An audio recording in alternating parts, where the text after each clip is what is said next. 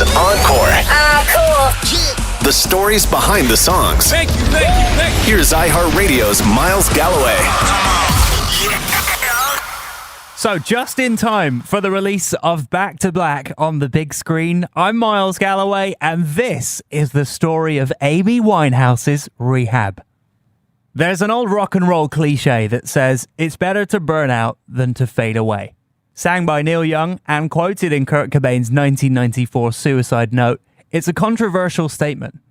The sentiment is that if you go out on top in a blaze of glory, you'll always be remembered for what you accomplished as a hero, as opposed to fading into obscurity as an also-ran. In the internet age, the stakes are raised even higher on both ends of the cliched spectrum. On one hand, artists of all types can be lionized like never before. Heroes can be made and burnt out quickly, maintaining legendary status amongst their most loyal fans. On the other hand, there is so much art, especially music, available to us that artists can enter their flop era quicker than ever, discarded by the mainstream and remembered only as a faded pop culture footnote. So, what is better? Well, probably neither. Both outcomes are the results of the poison chalice that is fame and artistry. In recent years, artists like Lewis Capaldi and Billie Eilish have spoken out about mental and physical health and the price of fame, and have attempted to control their own narratives in a way that has allowed them to step away when needed, to not burn out or fade away. But just because it's more identifiable now, doesn't make it any easier. On July 23rd, 2011, it was announced that Amy Winehouse had tragically died of alcohol poisoning at the age of 27. With Winehouse's death, the world of music stood still. Amy Winehouse was a star, a breath of fresh air in the music industry that pulled the Motown sounds of the 60s into the 21st century with edginess, swagger, and admittedly, a sense of glorified self-destruction. Much of that glorification came from the media. Winehouse was treated as a walking contradiction. It was soon common knowledge that the biggest and possibly best artist in the world was suffering from disordered eating, a toxic relationship, and serious substance abuse issues. She was a tortured soul, prophesizing her own fate with her brilliantly haunting lyrics, an even more powerful voice, and media outlets of all persuasions were attracted to her like moths to a flame. Jeff Zizinski, the head of BBC Radio Scotland during the peak of Winehouse's success, admitted that the BBC and media in general were complicit in undermining celebrities, including Winehouse, and that public interest in the singer's lifestyle did not make her lifestyle newsworthy. Rod Mackenzie, editor of the BBC Radio 1 programme Newsbeat, disagreed, defending the media's obsession with tabloid headlines about the biggest stars. Specifically Amy, stating, if you play Amy Winehouse's music to a certain demographic, those same people want to know what's happening in her private life. If you don't cover it, you're insulting young license fee payers. As Mackenzie saw it, they were just giving the people what they wanted after all. Or as Spin's Steve Candell reflected soon after her death in 2011 as bluntly as possible, a sort of bloodlust accounted for much of the initial explosive response to Amy Winehouse in early 2007. The natural ability was never up for debate. Combine that with an equally natural self-destructive bent, and the ensuing reception was predictably breathless. Not proud of this, but it's how your myth-making sausage gets made. If you subscribe to the aforementioned rock and roll cliche, Amy Winehouse is one of the more recent examples of a star burning too brightly and tragically immortalized herself in the process. In the years since Amy's passing, films, both documentary and fictionalized biopics, have been made about her life. Books have been written by both her mother and her father, and she's inspired beautiful street art and exhibits on both sides of the pond. Posthumously, she has continued to be one of the most fascinating artists of all time. With that being said, let's rewind a bit and celebrate Amy Winehouse the best way we can, through the incredible story of her music. First and foremost, Amy Winehouse was a jazz singer. A member of the UK's National Youth Jazz Orchestra in her teenage years, Amy was constantly being exposed to jazz through her uncles on her mother's side and her grandmother on her father's side. Her father, Mitch Winehouse, also a jazz fan, told Digital Spy that he would often duet the Frank Sinatra classic Fly Me to the Moon with Amy, admittedly quite poorly, but the song stuck with her so much she'd sing it to herself whenever she got in trouble at school to keep her spirits up. In an early interview with Much, Amy talked about her pretty normal upbringing. Nothing. You know, I didn't come from anywhere that had a completely normal upbringing, you know what I mean? You know, it was only when I began to get my own money, you know, and time, you know, a lot of time on my hands, that I started really listening to music, you know. You know, people always say to me, oh, you must have had, your mum and dad must have had a wicked record collection that you could just dip into whenever you want, but it wasn't like that. Like, my mum and dad didn't have that much good music, you know, there was stuff that I learned from them when I was a kid, but, you know, it's always been my passion is music, you know, it's the one thing in my life that I'm like 100% confident about, and no one's ever going to take that away from me. Amy dropped out of school by 16, but she had honed her musical and writing chops enough by that age that she became the featured female vocalist with the aforementioned National Youth Jazz Orchestra. After a few years toiling as an independent artist, Amy Winehouse was signed to British pop super mogul Simon Fuller's 19 management in 2002. Fuller and 19 management knew they had something of a star in their hands, but kept her mostly secret while they figured out the best way to develop her raw talent. After accidentally stumbling across some of her undercover work with production team Lewinson Brothers, A&R rep Darkus Beast became obsessed with signing Amy as a recording artist, even though she had a publishing deal with EMI. Beast managed to seal the deal, and Amy Winehouse officially became an Island Records artist in time to release her first studio album, simply titled Frank, in October 2003. Frank, as you might have guessed by now, was a nod to one of her heroes, Frank Sinatra, but was also meant to encapsulate the nature of Amy herself, Frank. Here she is, explaining it to Much back in 2003. As my album was out here at the beginning of June, I think. It's called Frank. Who's Frank, or what is Frank? Or is it you just being Frank? It's me being Frank, and it's like Frank Sinatra, and it's like, it's just a good one word, one syllable, straight head down the line, bang, one thing. Upon its initial release, Frank was not a commercial success. It was well reviewed by critics and was pretty experimental in nature, with Dan Cairns of The Times calling the record a staggeringly assured sit-up-and-listen debut, both commercial and eclectic, accessible and uncompromising. And uncompromising it was, with elements of funk, dub and hip-hop, as well as Amy's soon-to-be signature cheeky lyrical prowess. There is, for example, a song called Fuck Me Pumps on the album. Sorry, Mum. Frank was a classic example of a before-its-time record that didn't truly get the respect it deserved. Produced predominantly by Nas' longtime producer, Salaam Remi, who would go on to work with Nelly Furtado, Doja Cat and Alessia Cara, among others, Amy Winehouse and Frank were seen as the antidote to the somewhat stuffy, easy-listening jazz music that had dominated the scene at the time. Amy was dedicated to her art, and she wasn't going to change for anyone, something she told Much in a way that only she could. I don't know what to say about that and be a diplomat, because I'm a fascist, you know what I mean? I don't listen to music that I don't like, you know what I mean? I can't keep my mouth shut about people that I don't consider to be jazz, you know what I mean? It's like I'm saying, jazz is not singing dead people's music. Jazz is carrying a legacy forward, yeah? Writing new jazz, you know, like I'm of my time. I write of my time. I'm conscious. I write of my surroundings and my time, because that's important to me. I want to represent people like myself. You know, singing dead people's songs isn't representing anyone. That's not jazz to me. I'm not trying to cut anyone down or anything, but I'm just honest like that. The lack of success around Frank truly bothered Amy, and she wasn't quiet about it, believing that the marketing, the promotion, and even some of the production choices were not up to snuff. In a 2004 interview with The Guardian, she let loose, saying, among other things, "Some things on this album make me go to a little place that's fucking bitter. I've never heard the album from start to finish. I don't have it in my house. Well, the marketing was fucked, the promotion was terrible, everything was a shambles.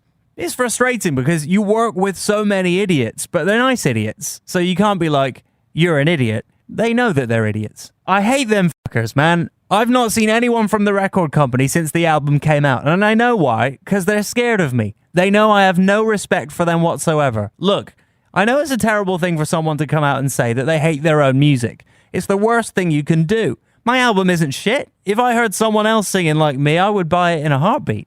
Now, with Frank behind her, Amy could focus a little more, or a lot more, on Blake. Described by Rolling Stone as a handsome hanger-on, Amy Winehouse began a tumultuous on-again, off-again relationship with Blake Fielder Civil, a part-time assistant on music video sets. From the outside looking in, it looked doomed from the start. Breakups and makeups, fights and declarations of love, Amy and Blake had a Bonnie and Clyde element to them that the media loved to exploit. One of the most perversely tragic elements of their relationship was that, much like the music Amy'd released before she met Blake, Winehouse pulled so much of the deep feeling and raw emotion out of the relationship with Blake and poured it into her music even at her own personal expense. There was perhaps no better example of this polarizing relationship between artistic flourish and personal despair than when 6 months into their first attempt at love and happiness, Blake left Amy for an ex-girlfriend. Amy was devastated and began further cementing a reputation for public drunkenness, no-showing gigs, and erratic violent behavior. "If I had 20 units of alcohol, I can get violent, particularly if I'm unhappy," she is quoted as saying to GQ in 2006. She wasn't one to sugarcoat the edgier parts of her life. Amy also wasn't eating, dangerously and dramatically losing weight, fueling more drug speculation and overall concern by her label and her loved ones that she needed serious help. Amy believed that the only help she needed was that of artistic fulfillment, and instead of completing a rehabilitation program, she flew to Miami and picked up the pen and paper, writing the bulk of her second album, Back to Black, with Blake in mind. Producer Salam Remy noted, "Amy sat in my back garden with her guitar for 10 days and wrote half the album right there. She basically finished a song a day, and the entire time she was with me, there was no drinking or drugging at all." Across the album, Winehouse viscerally talks of heartbreak, infidelity, and grief, and it was clear that she was fully feeling every last word in her personal life. The album is truly a haunting piece. She's equally so confident, but in so much pain, the record is like one long walk through the seedier streets of London, taking full account of every moment, for better or for worse. People who knew Amy at that time clearly identify this tragically artistic trait, with her father admitting she only writes songs from her personal experience, and they're all more or less painful. It's a shame, but that's the way she is. Amy can be creative when most other people would be checking into a hospice. When she can hardly stand up, she's got her books in front of her, scribbling away. Somewhere in that scribbling away is a mess of confusion, frustration, heartbreak, and desire. The true story of Rehab was born. After all, it was pretty straightforward, wasn't it? Why use something as flowery as a metaphor when the facts of the matter could set you free? To Amy, it was simple. They tried to make her go to rehab. She said no, no, no. Yes, as I'm sure you're mostly aware of already, the lyrical content of Rehab is very much a true story. The pretext to it all, as Amy told an Australian music outlet back in 2008, went down like this. "I was drinking a lot, I came out of a relationship, and I was just doing one destructive thing after the other, I suppose, or having a good time. And I just drank myself to the point where I was just ill, and I had to go and stay with my dad. I didn't need to go to rehab, you know what I mean? That's a cop-out. I was in trouble. My managers came around and said, 'You should go to rehab.' I was like, 'What do you know? I haven't even seen you for 2 months. What do you know?' I looked at my dad and said, 'Dad, what do you reckon?' He was like, 'You don't need to go anywhere like that.' That kind of gave me the courage to say to them, 'All right, I'll go.' As in, I'll go, so you shut up. I just literally walked in. I mean, I had nice jeans on, like heels, face done, hair done. The guy at the facility just looked at me funny, like, 'Why are you here?' I was like, 'Dunno.' He goes, 'Why do you think you're here?' And I said, 'Well, I'm in love. I drink a lot, but I'm in love. You know what I mean? Whatever.' He said, 'I've just come out of a relationship and I've messed it up, and he doesn't know how bad it is yet. And when he finds out what I've done,' he said, 'Well, you're not an alcoholic, you're a depressive.' I was like, with one eye on the door, I was like, 'Are we done?' He was like, 'Okay, well, you should fill out this form. We usually get people to fill out the form.' I was like, 'Well, how long is that going to take?' He was like, 'Well, it'll probably be about half an hour.' I was like, no, I'm going. I was like, 'Thank you, nice to meet you. Thank you for your time.' I left. I was there for 10 minutes. It was funny, though. Didn't bother me. I got a good song out of it, so it was cool. Needless to say, despite the warning signs, it was more than cool. After the Miami stint with Remy, Amy Winehouse began working with up-and-coming producer Mark Ronson in New York City to try and put the finishing touches on Back to Black and write some more songs. As Ronson tells it, Amy inspired the entire production of the song simply walking down the street, telling him the Rehab story in such a removed way, he initially thought of it more as a funny little anecdote and one worth turning into a song. Excited. What about this song specifically? Did you work on this one with her? So yeah, this was one. She had written a lot of songs before she got to New York. But we were walking down the street, and like in Soho, she wanted to go get a shirt. It was her boyfriend's birthday, and she was like telling me we were catching up, getting to know each other. And she was like, I used to be kind of fucked up, and there was this time when I was like drinking a lot, and my family and my manager and all these people came over to my house, and they tried to make me go to rehab, and I was like, no, and like did the hand talk to the hand gesture, and I was like, because she was talking about it as such a removed thing, and she was in such a good state when I met her, right? I was like, oh, this is just a funny anecdote, like. And I was like, I hate writing songs around the gimmick, but, like there's something catchy about what you just said. You want to just go back to the studio and like maybe try and turn that into a song. So she didn't recognize it necessarily as a song. She says, yeah, they try to get me to go to rehab. And I said, no. Yeah. And all of a sudden you look at each other and go, hey, maybe that's a lyric? Yeah. Is that how it works? She said it with its rhythm and it sounded hooky. Like she just goes, and I was like, no. And I was just like, let's just try it. So we went back to the studio. She was always so fast the way she wrote. She's like, she comes back in like 30 minutes and she's like, I got this song. And it was kind of like. Just the music or the words? She had the words and the music, and it was like a slow kind of blues, like they tried to make me go to. And I'm always thinking like a little poppy, like, can we speed it up? Can we make it dance? Yeah. You like leader of the pack. Can we go like boom, bat, bat, boom, bat? She's like, all right, yeah, we can try it. And like, that's kind of like, and then you split. And what do you do? Do you lay down just the guitars and what, piano or something? I probably did like a little like drum, like a shitty, because I'm not a very good drummer, but just did like a little boom, bat, bat, bat. And then she kind of like, I would lay a little instrumental and I'd be like, hey, does it work if you sing it over this? And she'd go in, because she had the whole song on the guitar. All I had to do was come up with a nice beat for it. Winehouse and Ronson got on like a house on fire. Ronson would go on to produce more of the album's most memorable moments, including the standouts You Know I'm No Good, Love Is a Losing Game, and the title track, Back to Black. Released in the UK as the album's lead single in late October 2006, Rehab was the perfect distillation of Amy the persona and Amy the artist. Winehouse had truly nothing to hide, and she was ready to expose her talent and her scars to the world unapologetically. Why is it important for you to be so forthright in the lyrics, or, It's not. I write songs about stuff that stuff I have problems with, like like personal problems, like a messy breakup, whatever. I'd rather write a song about something than do myself in. Do you know what I mean? Or do you know what I mean? Mm-hmm. I don't think about who will hear certain things. Mm-hmm. I just think about feeling better about making something good out of a bad situation. Mm-hmm. That's great. Do you ever find like any risk of putting so much of yourself out there, or could you not do it any other way? I couldn't do it any other way. I don't give a if people know who my name is or what I've done or whatever like that. I'm so lucky to. You're going to want to do that again, aren't you? No. Oh, that's great. No. Sorry, I thought you might want to do that again. Yeah, it doesn't. I'm not bothered about people hearing what I've got to say or anything. I haven't got much to say. I'm a bit of a dickhead, to be honest.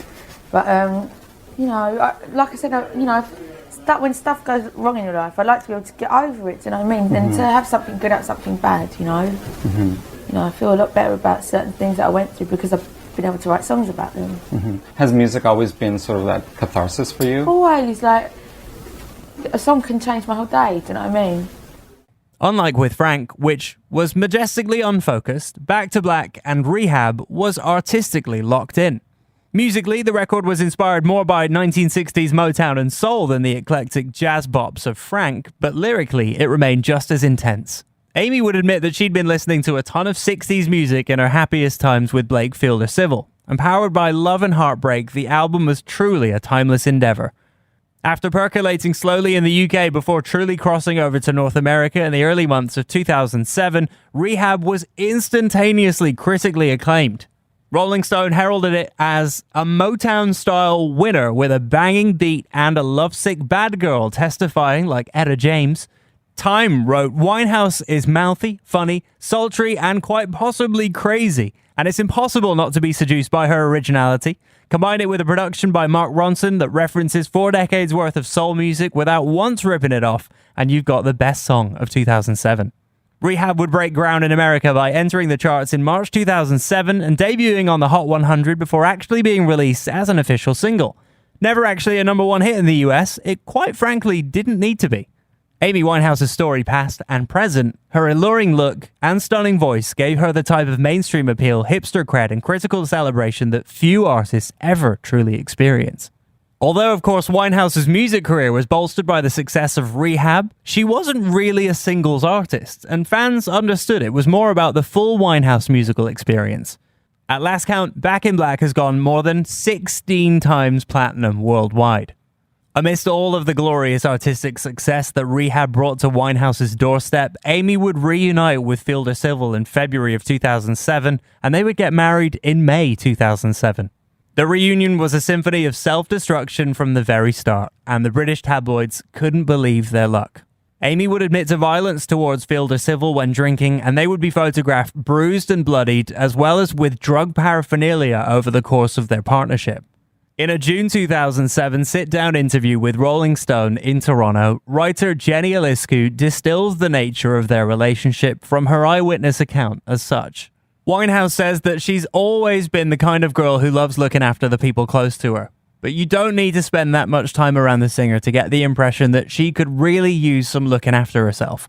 There is no doubt that they're deeply and passionately in love with each other, but there's also the clear sense that Winehouse and Blake are a part of self-destructive souls, equally capable of being the best or worst thing that's ever happened to each other. He has her name tattooed behind his right ear, and she has his tattooed over her heart. They also share matching scars, though the ones on his left forearm look older and more rigorously inflicted than hers. They are partners in crime who disappear to the bathroom with such regularity that one can't help but speculate about possible drug use. I ask her what she thinks is her worst vice. Mainly that I'm quite reckless and always throw caution to the wind, she says. And when the conversation turns to how she'd know if it was time to get one of her vices in check, she refers to Blake. Baby, if I've got a vice, when would I know to get it in check? I'd tell her, says Blake, still grinning his cartoonish grin. But would she do the same for him? Never, she says. By July, Fielder Civil would be arrested for an assault on a pub landlord in the UK and would eventually be incarcerated through to February 2009 for the assault and for allegedly using Amy's money to try and pay the victim off to not show up to court proceedings. For the record, Amy's father has denied it was her money used in the attempted bribe. Amy would begin to tour on the back of Rehab's success. Initial festival performances were praised and met with plenty of excitement, but by late 2007 it was clear that Amy needed help. A critic for the Birmingham Mail said, "It was one of the saddest nights of my life. I saw a supremely talented artist reduced to tears, stumbling around the stage and unforgivably swearing at the audience." On November 27, 2007, after other UK concerts played out to similar effect, Winehouse announced that her performances and public appearances were cancelled for the remainder of the year, citing her doctor's advice to take a complete rest. Note for a moment that none of this would slow down the commercialization of the Amy Winehouse sound, by the way. A deluxe edition of Back to Black would be released that same month. To call 2008 a tumultuous year for Winehouse would be an understatement. By February of that year, Winehouse's acclaim would be at an all-time high. Amy was nominated for 6 Grammy Awards, easily winning 5 of them, with Rehab winning Record of the Year, Song of the Year, Best Female Pop Vocal Performance, and Back to Black winning Best Pop Vocal Album. Amy would win New Artist of the Year, and Ronson would take home Producer of the Year.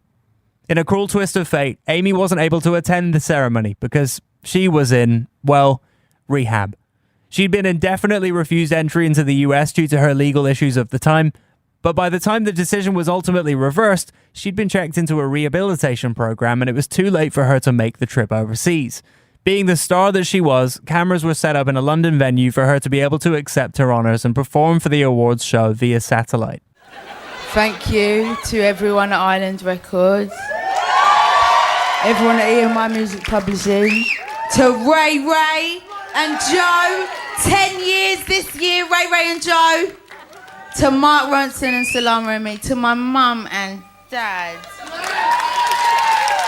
for my Blake My Blake incarcerated. And for London, this is for London, because Camden Town ain't burning down. As you might expect, and as you've just heard there, Blake's imprisonment hit Amy hard. Blake had been taking interviews from prison and telling the media about the couple's drug habits and self-harm rituals, while Amy's behaviour continued on a dangerous path. Paparazzi would simply camp outside her Camden home, nicknaming her the Pied Piper of Camden, and they admitted she was just as likely to make them a cup of tea as she was to give them a smack if they got too intrusive. One photographer told Rolling Stone, "She's on loads of crack, but you can see through that. I just want for her to get better. I'm hoping someday for that set of pictures of her riding her bike in the park or something healthy."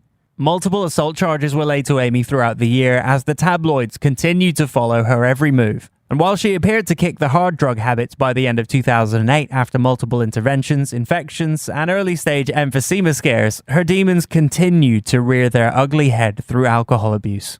Amy would begin an alleged relationship with actor Josh Bowman in early 2009, and Blake would serve her divorce papers on the grounds of adultery soon after.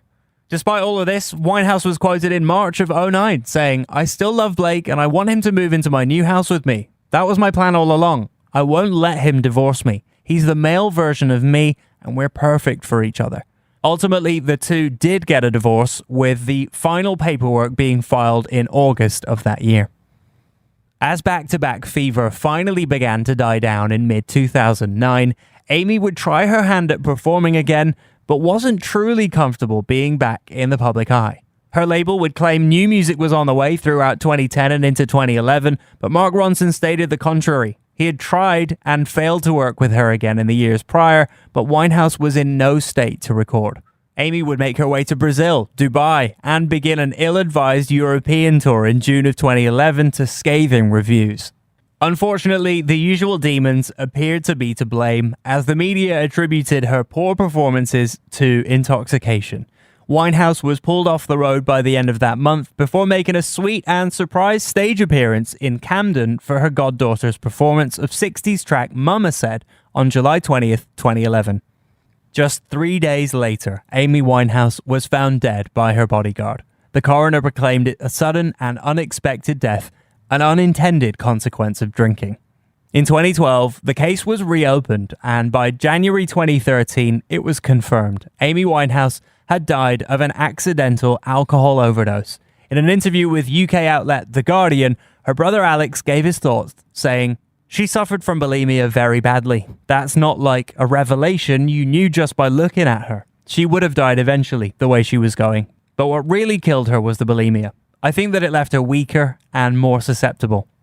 Soon after her death, the label released a compilation album entitled Lioness Hidden Treasures. In collaboration with both Mark Ronson and Salam Remy, the album served to aid the Amy Winehouse Foundation set up in her honor to help those with drug and alcohol addictions. There weren't many new or archival songs on the record. It mostly consists of remixes, covers, and early versions of album tracks. Since she was such an autobiographical artist, I think that's eerily fitting. Amy Winehouse always stood firm on the true-to-life nature of her original recordings, and so it makes sense that there really wasn't this expansive archive of songs to pick from after her death. In 2015, a controversial documentary called Amy was released, and it received high critical acclaim, with The Guardian calling it an overwhelmingly sad, intimate, and dismaying study of a woman whose talent and charisma helped turn her into a target. While originally endorsed by Amy's parents, her father distanced himself from the project when he screened it just before its release. He had condemned the film as one that has an agenda against him, framing him as a villainous figure in Amy's life. As this episode is being written, we're just weeks away from the North American release of this biographical drama, Back to Black, based on Amy Winehouse's life, also fully endorsed by Amy Winehouse's estate. It's received mixed reviews based on the UK release. Truly an uncompromising artist and human being, we are privileged to be able to go back to black whenever we want to. It is without question that Amy Winehouse was taken from us too soon, but that in the short time she dominated the music scene, she inspired countless artists to break free from the cookie-cutter shapes and sounds of pop music. You can't help but think that artists like Lady Gaga, Adele, Alessia Cara, Ray, and Doja Cat draw direct and indirect influence from Amy, speaking their mind and embracing eclecticism and emotion in their music. In fact, as this episode is going out for production, Amy Winehouse has just been awarded a Brit Billion Award for reaching 1 billion streams in the UK alone. R.I.P. Amy. I'm Miles Galloway, and that was the story of Amy Winehouse's Rehab. Encore is an iHeartRadio Canada podcast. Subscribe to this podcast on iHeartRadio or wherever you get your podcasts. Download the iHeartRadio app for more great podcasts just like these.